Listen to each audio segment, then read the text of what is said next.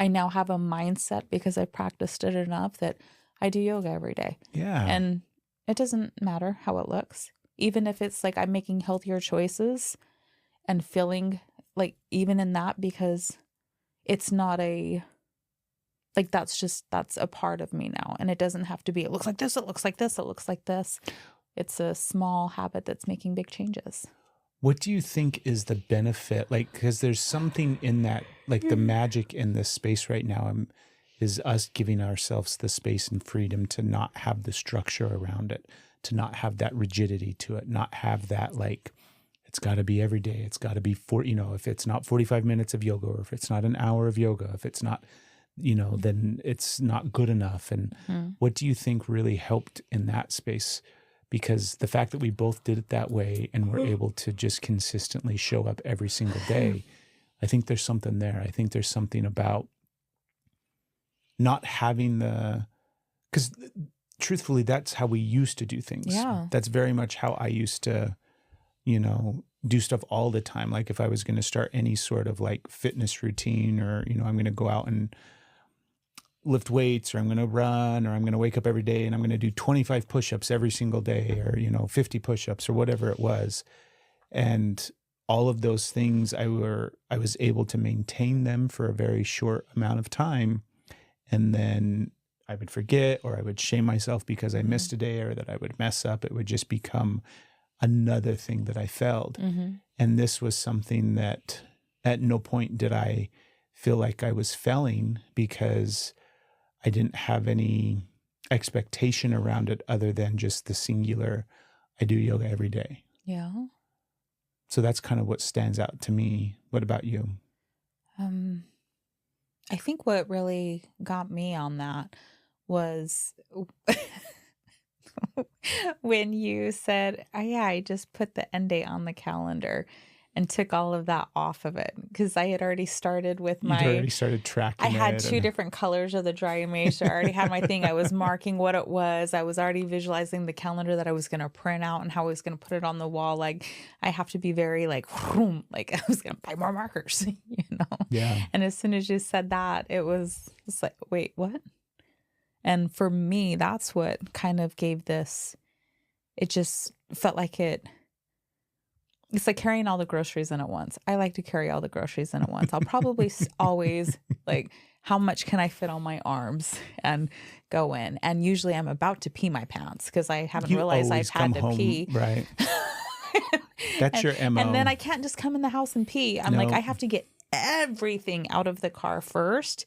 And if I've got groceries, including that, all at once. And then you come in and you start talking to me about everything. And I'm like, I thought you had to go pee. And you're like, damn it, I do. And you like run to the bathroom. So that's just kind of like, I don't know that I can do it differently, but I could on this one. You said that. And for some reason, it took all the groceries off my arms. Doesn't it feel like there's something in there? Like no, not for me. Nothing's there. I'm fine. No, I'm curious because it's almost like I'm describing what it felt like and kind of having the freedom to just let it be what it is. But I feel like there's something really big there, like some hidden shadow part that's underneath it all, where it was like, I can connect it, but what is it for me? Yeah, I'm so curious. That's why I keep kind of like probing. I want to understand it more.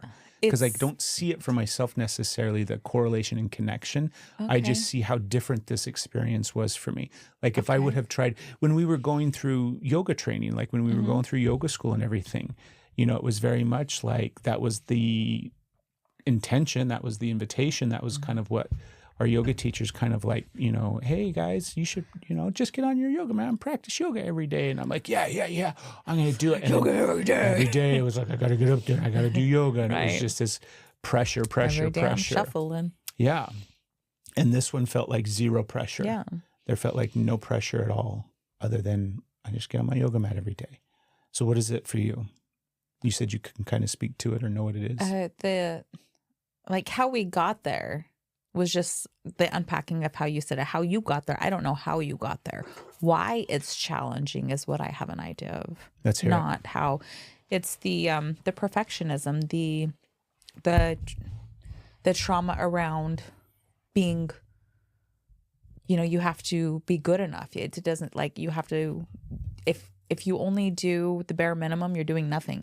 If you're only doing medium, you're doing nothing. If you're only doing, you know, the maximum, you're doing nothing. You have to do the maximum and then you have to keep going. It always, and it just, there's always this like shadow of, well, did you do this? And you have to get to be the best. And then when you are, you have to maintain that, and maintaining it isn't even enough. You have to maintain and can like overachieve. So it leads between like, it's never enough. So why do it at all? Because it burns you out when you have to, it's like we have that thing now. It's like, oh, giving 100% is always a good thing, but expecting your 100% to always be 100% is where we get into it. Some days your 100% is only 20%. But you're giving your 20%, and 20%, if you have 20%, you're giving 20%, you're giving 100%. That's beautiful. But we would definitely like judge and shame and blame ourselves for not being able to find that extra 80 when we had nowhere. We probably didn't even have that 20%. Yeah.